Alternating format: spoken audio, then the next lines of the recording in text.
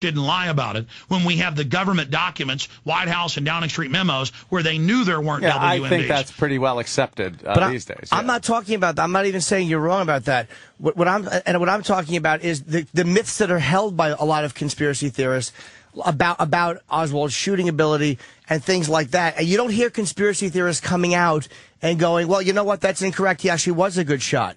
There were actually people on the 5th floor who heard the shell casings hitting from the floor above. Like, there's a lot of things that have happened, and then people hang on to the fact that, like, well, the House Select Committee on Assassinations said, yes, it was a conspiracy because of some audio thing that they heard. It's like you just don't hear the conspiracy theorists owning up to anything. Well, in 1979, the congressional long investigation found that there was a 95% chance that it was a conspiracy and that other people were involved. And I'll tell you, I think you're right about that. And I know that Michael... No, I mean, I've got a copy of the report.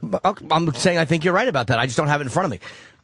But the evidence was not based on medical evidence. It was not based on any type of physical evidence. It was based on acoustics. I've interviewed Dallas Morning News reporters who talked to the surgeons at Parkland who said his brain was completely blown out. And then they gave us a fake brain and put it in a glass jar. And then when that became an investigation, it was robbed. It disappeared out of the National Archives.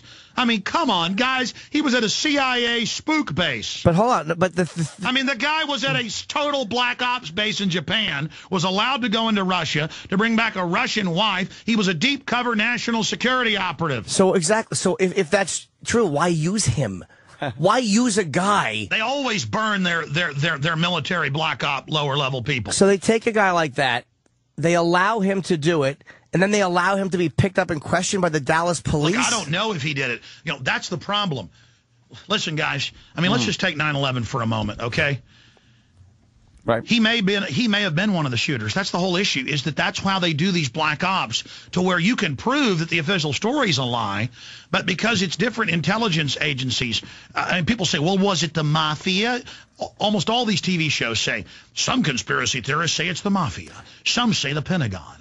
Others say it was rogue people in the South who were handing out flyers saying he was guilty of treason for civil rights. Others say it was the Israelis. Others say it was the Russians. Others say it was just McVeigh acting alone, or Oswald.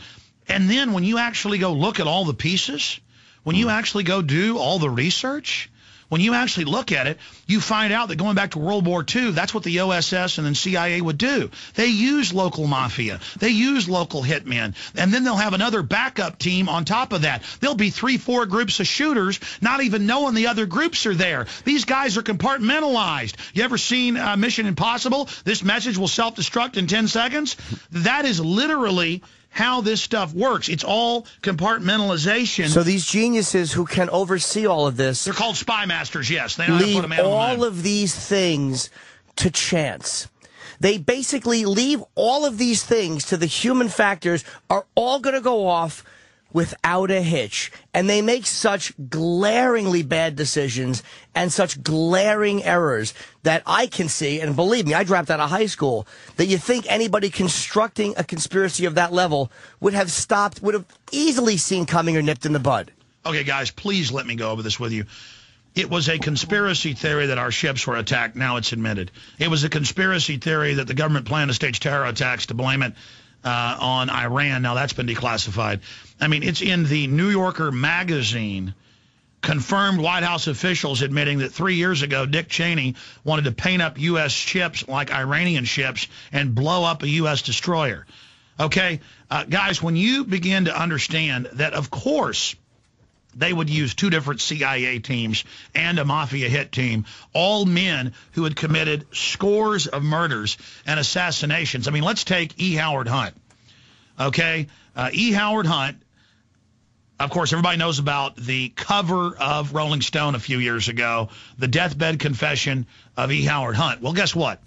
We actually broke that first. And we've interviewed St. John Hunt. You should have him on. And we actually released on YouTube the video and the audio of E. Howard Hunt, who was actually arrested that day, photographed, it looks just like him, as one of the tramps that people said they saw shooting and then ran to one of the rail cars. And the police were ordered then to release them. And E. Howard Hunt who admittedly in World War II was a sniper in China. Okay, he said in his deathbed confession to his son that yes, LBJ and others, and that's as high as it went, wanted Kennedy dead, and that yes, he wasn't pulling triggers there. He was running multiple hit teams, running mafia hit teams.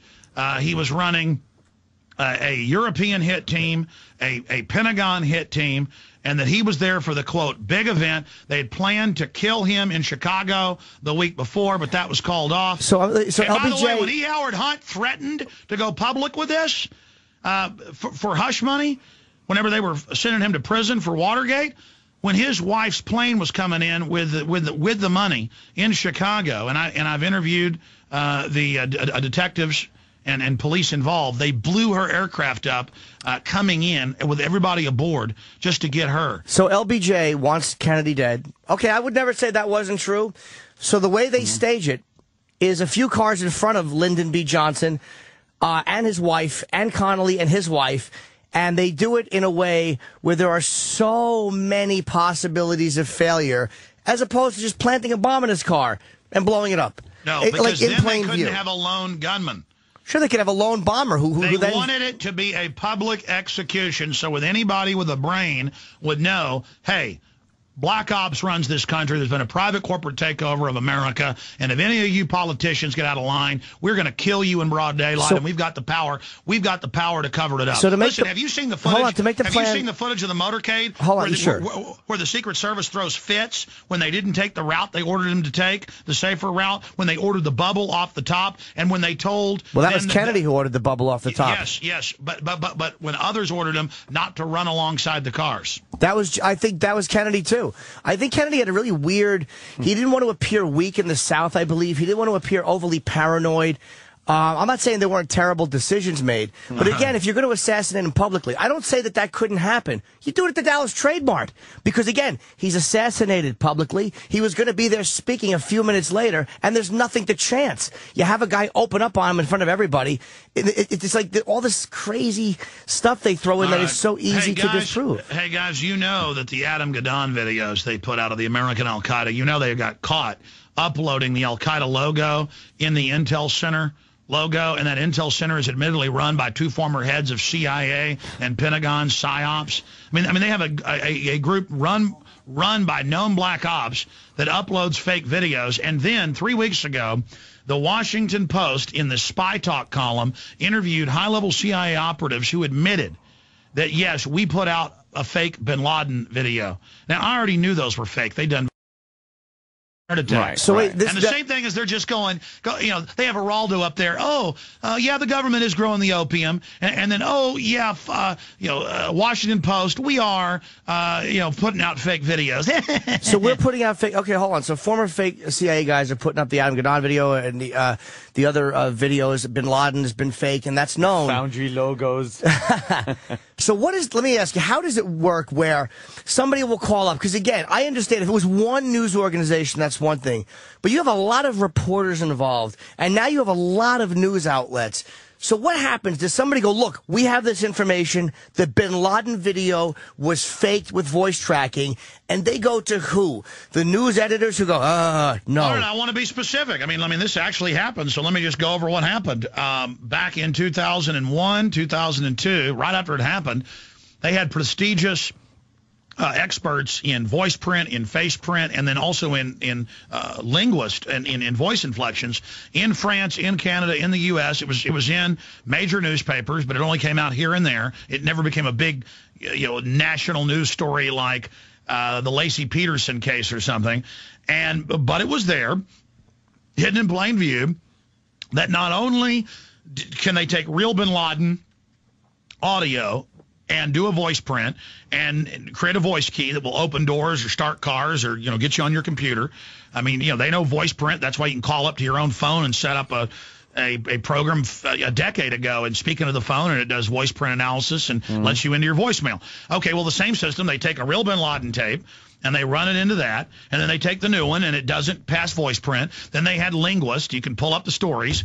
I even forget what universities. It was all over the news. And they go, that's not even a guy from the Middle East. That's somebody who probably is Arabic, probably lived in the United States most of their lives. I mean, you know, they can tell, just like an American. I mean, you're not a linguist, but you could say that guy sounds like he's from New Jersey, or that guy sounds like he's from Alabama, or a fine Southern gentleman sounds like they're from Georgia. I mean, people know that. Well, you take somebody who's a linguist that studies Arabic voices, Arabic dialects, and they're on record saying that's not him. But you could look at it. They didn't even get a good guy. And the CIA bragged about that famous video and said, yeah,